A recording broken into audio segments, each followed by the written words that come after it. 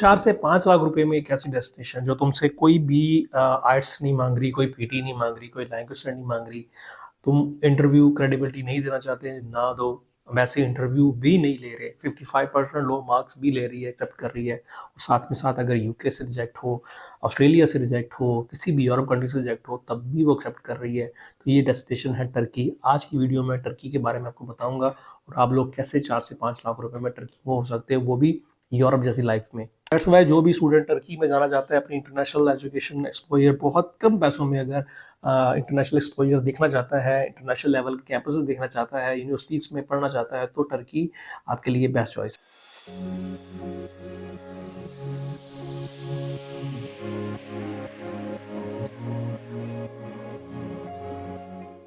है। मेरा नाम सलमान है और मैं हूं आपका कंसल्टेंट फ्रॉम स्टडीफाई कंसल्टेंसी। जैसे कि आप सब जानते हो, स्टडीज को लेकर लेटेस्ट इंपॉर्टेंट अपडेट हम इस यूट्यूब चैनल पर लेकर आते हैं। तो उससे पहले हमारे चैनल को सब्सक्राइब कर लें, क्योंकि आपका क्लिक हमें बहुत ज़्यादा मोटिवेशन देता है। पहले बात करते हैं टर्की क्यों करना चाहिए हमें। टर्की की जो नॉर्मली फी स्टार्ट होती है, ट्यूशन फी जिसको हम बोलते हैं, उसकी तकरीबन ऑलमोस्ट 5000, 4000, 3000, मिनिमम 3000 है। और अगर एवरेज की बात करूँ तो 4000, 5000 से स्टार्ट हो जाती है यूनिवर्सिटी की। अगर आपको स्कॉलरशिप मिल जाती है तो आपकी जो मिनिमम फ़ी है 2500 के करीब आ जाती है। साथ ही साथ आपके जो कैंपसेस हैं वो यूरोप की तरह के कैंपसेस हैं। आईटी, इंजीनियरिंग, बिजनेस और हेल्थ रिलेटेड के काफ़ी ज़्यादा कोर्सेज आपको देखने को मिल जाते हैं सारी तकरीबन ऑलमोस्ट यूनिवर्सिटी से।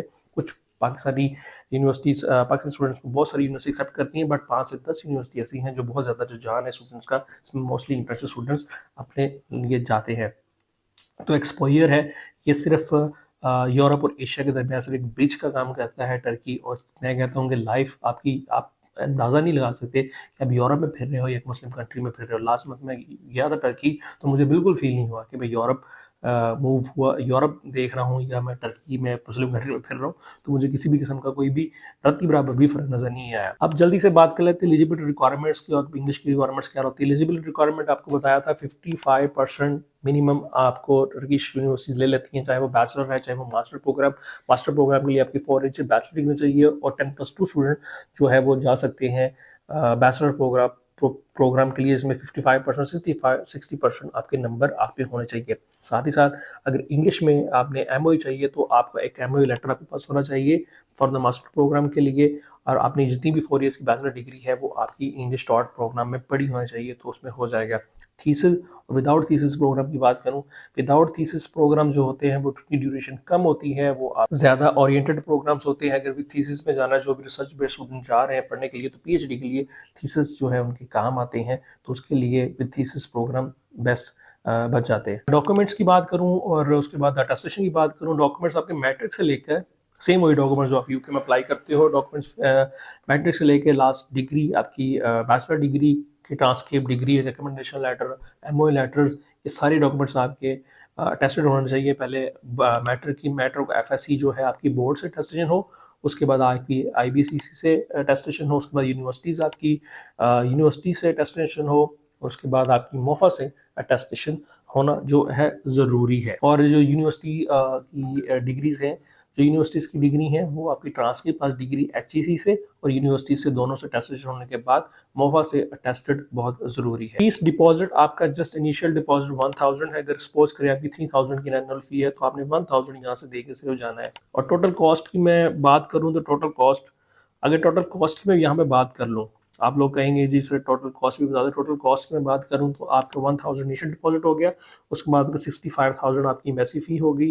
बैंक स्टेटमेंट आपके 18 से 20 लाख रुपया 3 मंथ्स का आपका अकाउंट होना चाहिए, तो 18 से 20 लाख रुपया की बैंक स्टेटमेंट आपने होगी।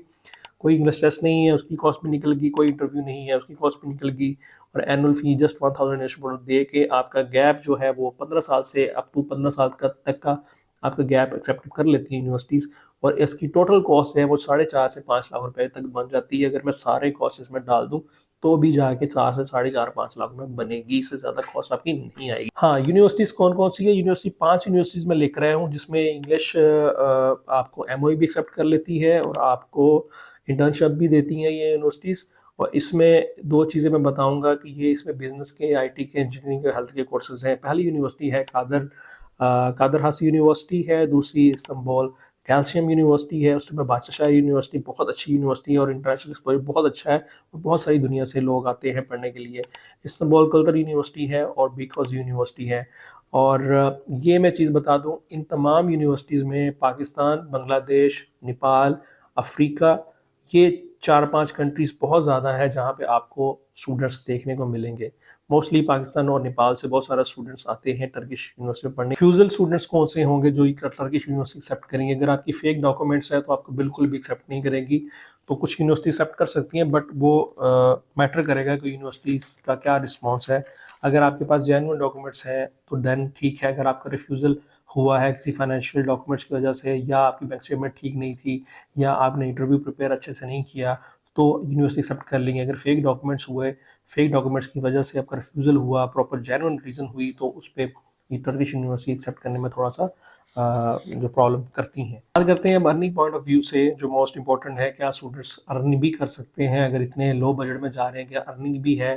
बैचलर स्टूडेंट्स की बात बोलूँ तो बैचलर स्टूडेंट्स को पहले साल तो जॉब वो कर ही नहीं सकते, दूसरे साल में उनकी जॉब स्टार्ट होती है, बट सिर्फ इतनी इनकम है वहाँ पे स्टूडेंट कमा सकता है क्यों, जो अपना जो है वो पेट पाल सके, मतलब अपनी पॉकेट मनी के थ्रू। ठीक है, उसकी रीज़न ये है, एक तो सबसे पहले लैंग्वेज बैरियर बहुत ज़्यादा है वहाँ पे टर्किश में, ये मैं आपको क्लियर बता दूँ। मैं जब लास्ट गया था मंथ में, तो वहाँ पे कोई बंदे को इंग्लिश का ई भी नहीं पता। ठीक है, वहाँ पे बोलने की ज़रूरत ही नहीं पड़ती, बोलता ही नहीं है बंदा। ठीक है, जितनी मर्जी कोशिश कर लें। तो वहाँ पे तो एक इंग्लिश बोली नहीं जाती, उनकी अपनी टर्किश ज़बान में ही भाई बात करनी पड़ती है। जब तक आपका लैंग्वेज बैरियर, आप टर्किश नहीं सीख पाओगे, तब तक तो अर्निंग का सवाल ही पैदा नहीं होता, पहली बात। दूसरा, मास्टर प्रोग्राम को जाते ही आर्स अलाउ हो जाते हैं, वर्क मिल जाता है, वो भी कर सकते हैं। ख़ास तौर पे ये उन स्टूडेंट्स के लिए जॉब बेस्ट मिलती है जो कि कॉल सेंटर में काम कर सकते हैं। कॉल सेंटर में भी वो लोग जिनकी इंग्लिश स्पीकिंग अच्छी है, जो स्टूडेंट की इंग्लिश स्पीकिंग अच्छी है, टर्की में वो बहुत ज़्यादा कामयाब है, उसको बहुत सारी जॉब्स मिल जाती हैं, मतलब उसको एज अ ट्यूशन की जॉब मिल जाती है, जो लोग इंग्लिश सीखना चाहते हैं, क्योंकि वहाँ पे इंग्लिश पढ़ाने वाला कोई नहीं है। इंग्लिश स्पीकिंग आपकी अच्छी है, देन आपको बहुत सारा जॉब मिल जाता है। अदरवाइज जॉब का थोड़ा सा वहाँ पे मामला थोड़े से डामेडोल है, ये मैं आपको क्लियर बता दूं। कोई बंदा भी अगर सिर्फ जॉब के पॉइंट ऑफ व्यू से टर्की पढ़ने जा रहा है तो उसके लिए मैं बोलूँगा गलत है।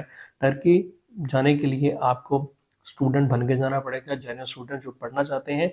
टर्की को आप जस्ट एक रूट के तौर पे इस्तेमाल कर सकते हो कि ये हमारा जो रूट है, हम यहाँ से 1 साल पढ़ेंगे, 2 साल पढ़ेंगे, उसके बाद एक्सचेंज प्रोग्राम के थ्रू हम जो है मूव हो सकते हैं जर्मनी की तरफ। ठीक है, या अगर आप 2 सालों में ऐसे सेट हो जाएंगे, तब भी आप टर्की में रह सकते हो। वहाँ पे जब हम मिले थे, वहाँ पे अली साहब हैं डायरेक्टर चेक यूनिट के, हमारा पॉडकास्ट भी इनके साथ मैंने किया था टर्की में जाके, तो आप वो देख सकते हैं। उनसे बात की थी कि ऐसे स्टूडेंट्स होते हैं जो कि मूव होना चाहते हैं जर्मनी की तरफ, बट उनको जब वो एडजस्ट हो जाते हैं टर्की में, तो वो किसी और दूसरी जगह पे जाने का सोचते भी नहीं है। तो यहाँ पे भी अर्निंग पॉइंट ऑफ व्यू से वो देख रहे हैं। तो जब तक आप उनका एक्सपोजर नहीं समझोगे, जहाँ यूनिक कल्चर नहीं समझेंगे, तब तक आप जो है यूके की तरह यहाँ पे नहीं है, यूके की तरह बिल्कुल नहीं है। यूके ऑस्ट्रेलिया की तरह जाते ही आप लोग पाउंड्स कमाने लग जाएंगे, यहाँ पे स्लो एंड स्टडी वाला सीन है। आई होप ये मेरी वीडियो आपको पसंद आई होगी। वीडियो पसंद आई हो तो कमेंट में लाजमी बताया करें। अगर ऐसे स्टूडेंट्स हैं जो टर्की में जाना चाहते हैं, वो हमारे दिए गए नंबर पर रब्ता करें, हम कंप्लीट उनको गाइड करेंगे। मुझसे रब्ता करने के लिए जो भी जेन्युइन स्टूडेंट है, कोशिश करें वो रब्ता करें जो पढ़ना चाहते हैं। सिर्फ और सिर्फ कमाई के लिए टर्किश ना जाएं, या ऐसे लोग जो टर्की रूट तो इस्तेमाल कर लेंगे स्टूडेंट का, उसके बाद उत्थे जाके डंगियाँ शंगियाँ लाते हैं, तो ये अवॉइड करें प्लीज़। तो किसी भी किस्म की आपने इन्फॉर्मेशन लेनी है तो ठीक है, नंबर पे आप रब्ता कर सकते हो। थैंक यू, अल्लाह हाफिज़।